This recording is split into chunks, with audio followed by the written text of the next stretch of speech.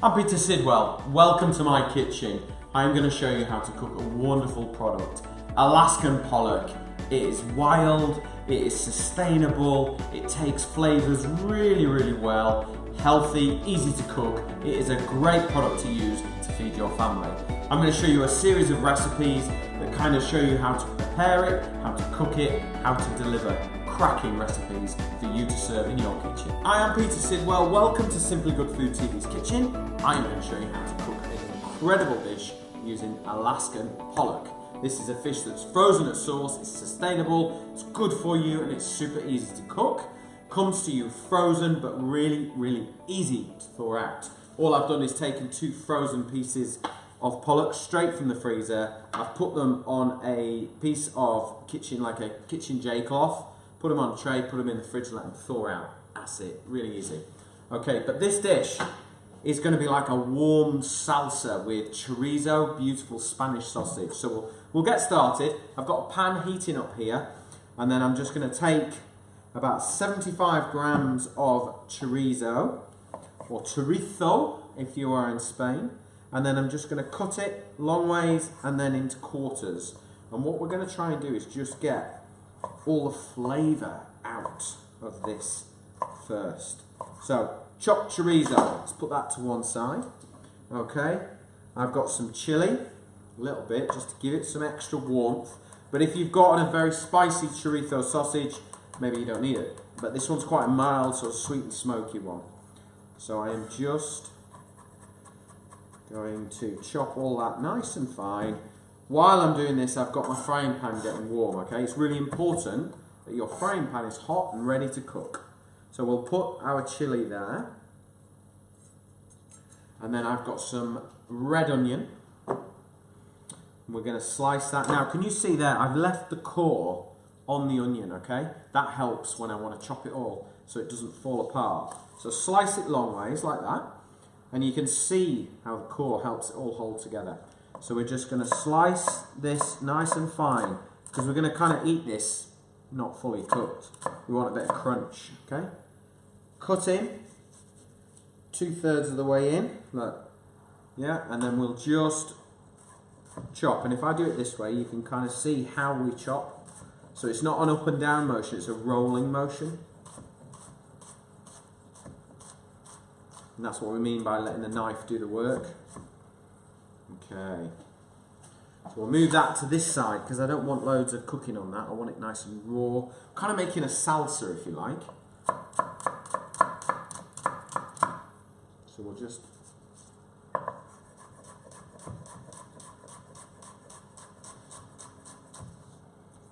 okay, so that's my red onion to one side.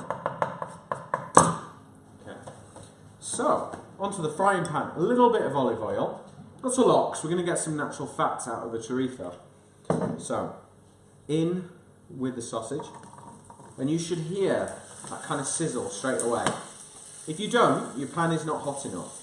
So I work with induction, so I've just lifted the pan off the heat a little bit to allow the chorizo to cook. Because I don't want it to scorch. What I'm trying to do is melt the actual fats and flavours out of the chorizo so that the beautiful pollock can suck it up. Okay? Right. So let's just turn this down. So I've got this on number 6. Okay, in with the chili. Give that a little mix. Okay. So let's just pop that on there for a second. And we're going to make space for the fish now. So can you see, look, if I just spoon this out, look, you can see, can you see the colour of the oil there? Look, it's that golden red, that's all the beautiful paprika that's coming out of the sausage, okay? So, move it all to one side so there's plenty of space for the fish to cook, okay? Let's bring the fish in. I'm just going to take a piece of kitchen roll and I'm going to pat the fish because I want rid of the moisture, okay? I don't want wet moisture in there because I want to get a nice piece of colour. So just pick the fish up and pat it dry, okay? And just absorb any excess moisture. There we go. Right. I'm just going to simply cut this fish into 2 pieces, just so it's right shape for my frying pan. No other reason than that. A little bit of salt on there, and a little pepper. Okay, and just pat it on. Right, frying pan back on the heat. Okay. And then we're going to take our fish, and it's really, really dry now, which is good. And then we're just going to pop the fish into that space there. And we're just going to get some colour on it. And while we're doing that, we'll get all the rest of the ingredients ready. So let me show you there. Can you see that? So you can see how it's cooking. While that's going on, we've got the rest of our ingredients. So, coriander, beautiful. So we've got our stalks, coriander or cilantro, some people call it. We're going to chop the stalks really, really fine, because they've got bags and bags of flavour in there, yeah? So you don't want to waste those. And as you get to the leaf, just kind of open your knife up a bit, so it's kind of wider cut, alright? And we'll pop that to one side, that's ready to go. Tomatoes, now I've got a selection here of some really nice little plum, kind of San Marzano, little baby ones, which are really lovely and sweet.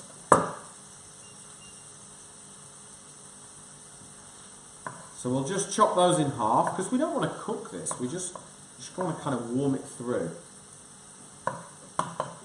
There, that should be enough. And then I've got some normal regular tomatoes. I'm just going to cut those into a different shape. So I'm going to kind of cut them in slices, and then I'm going to cut them in chunks, kind of to release the water and the moisture.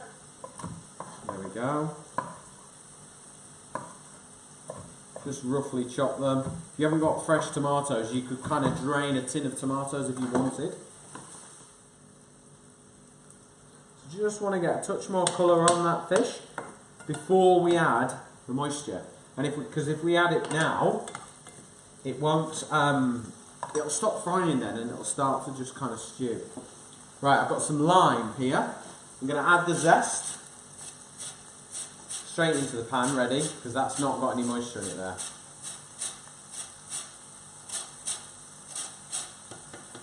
So that's in, and let's get this sliced in half, ready. Okay, so I'm going to take my tomatoes and I'm going to sit them on top of the chorizo, not on the fish, okay? Put the fish right over to the other side. There we go. So all we're doing really is just kind of warming this through. Take our chopped red onion, really nice and finely diced. There we go. That can go in, sit that on top of the tomatoes. Take our coriander stalk, sit that on top there. And I'm just getting all this ready, okay? Now, I've got some butter here. I don't need all that. I've got about 20 grams here. I'm just going to add that into the pan now. And it kind of then, if I show you that, look, you can see we've got all our fresh there. Butter down the middle. Fish browning off and getting lovely there. So let's pop that. Right. Okay, so the fish is just cooking nicely now. I'm going to turn this over because they are almost cooked. Easy done.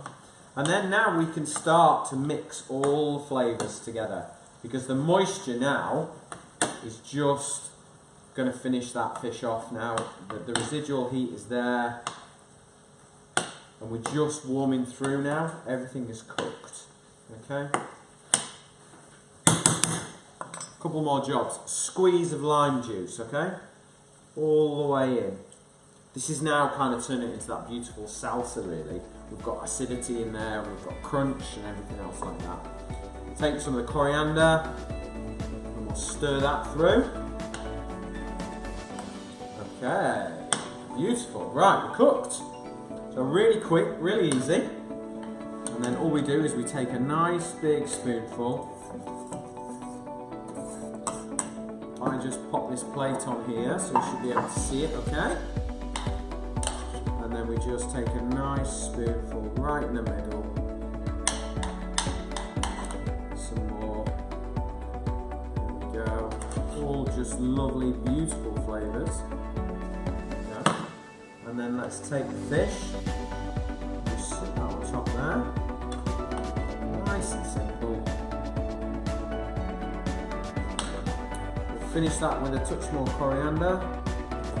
Squeeze of lime juice. We'll just kind of bring it together. Beautiful. And then I like a little drizzle of olive oil because it kind of gives it a nice silkiness. A little drizzle around the outside. There we go. That is my Alaskan pollock with a chorizo, tomato and coriander salsa.